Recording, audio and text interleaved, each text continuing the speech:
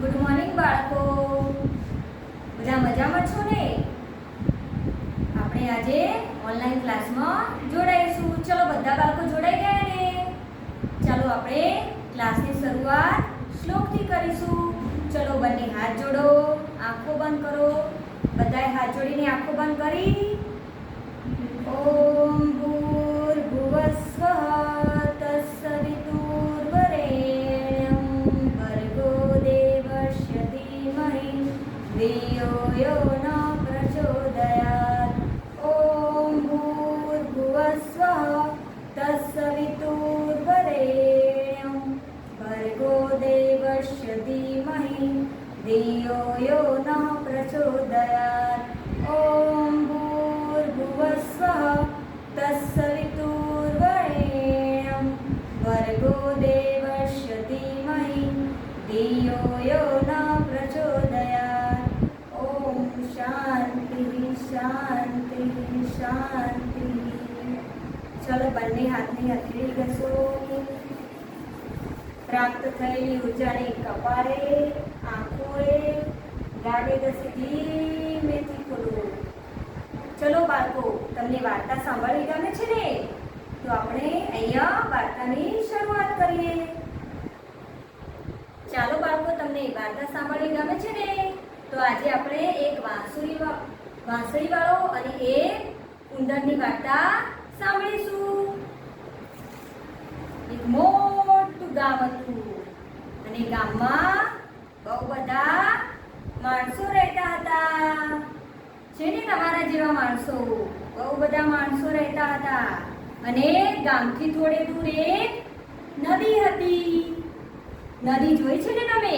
નદીમાં શું શું હોય? દેડકા હોય, મગર હોય, માછલી હોય અને નાના નાના જીવજંતુ હોય. અને તમે નદીમાં હોડી તરતી મૂકો તો કેવી મસ્ત તરે. મજા આવી ને? ચલો હવે આપણે જોઈએ. આ ગામમાં બહુ બધા માણસો હતા, નાના નાના બાળકો હતા અને બાળકોની સાથે બહુ બધા ગામમાં ઉંદરો પણ રહેતા હતા.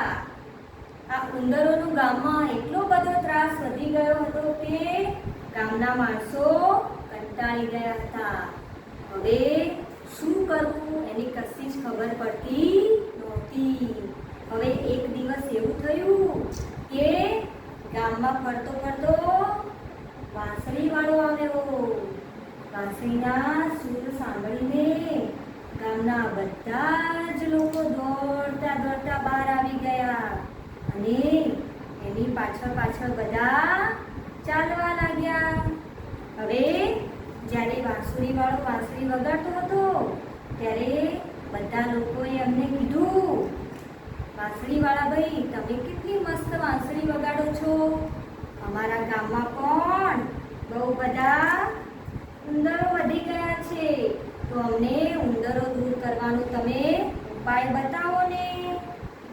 તો વાંસળીવાળા ભાઈએ કીધું,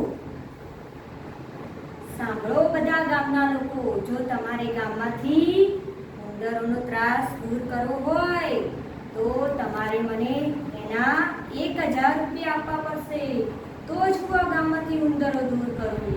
તો ગામના બધા લોકો હા કહેવા લાગ્યા, સારું, અમે તમને કામ પતી જાય એટલે તમને 1000 રૂપિયા આપી દઈશું. હવે વાંસળીવાળાએ તો એના મીઠા સૂર ચાલુ કર્યા, વાંસળી વગાડવાનું ચાલુ કર્યું. જેમ જેમ વાંસળી વાગતી જાય તેમ તેમ ઘરમાંથી બધા ઉંદરો દોડતા દોડતા વાંસળીવાળાની પાછળ જવા લાગ્યા.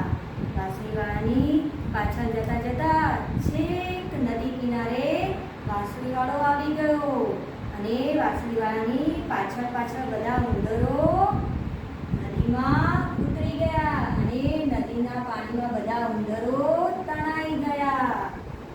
હવે વાંસળીવાળો વાંસળી વગાડતો વગાડતો ગામમાં પાછો આવી ગયો અને ગામના બધા માણસોને કહેવા લાગ્યો, ચાલો મને 1000 રૂપિયા આપો, તમારા ગામમાંથી બધા ઉંદરો અમે દૂર કરી દીધા છે. તો બધા ગામના લોકો કહેવા લાગ્યા, શાના 1000 રૂપિયા અને શાની વાત? તો વાંસળીવાળો કશું જ બોલ્યો નહીં અને ફરીથી એને વાંસળી શરૂ કરી વગાડવાની. જેમ જેમ વાંસળી વાગતી જાય તેમ તેમ ઘરમાંથી બધા બાળકો દોડતા એની પાછળ પાછળ જવા લાગ્યા. અને પાછળ જતા વાંસળીવાળો નદીના કિનારે આવી ગયો અને નદીના કિનારા સુધી બાળકો તેની પાછળ પહોંચી ગયા અને નદીમાં ઉતરવા લાગ્યો. ત્યારે ગામના બધા જ લોકો કહેવા લાગ્યા, અરે વાંસળીવાળા ભાઈ, ઊભા રહો, તમે તમારી વાંસળી વગાડવાનું બંધ કરો, હું તમને 1000 રૂપિયા આપી દઈશ. ત્યારે વાંસળીવાળાએ એની વાંસળી વગાડવાનું બંધ કર્યું અને બધા જ બાળકો એમના ઘરે પહોંચી ગયા. તો બાળકો, તમને આ વાર્તા સાંભળવી ગમી ને? આ રીતે આ વાર્તા પરથી આપણને બોધ મળે છે કે ક્યારે જૂઠું બોલવું જોઈએ નહીં. ઘરમાં પણ મમ્મી પપ્પાથી ક્યારે જૂઠું બોલવું જોઈએ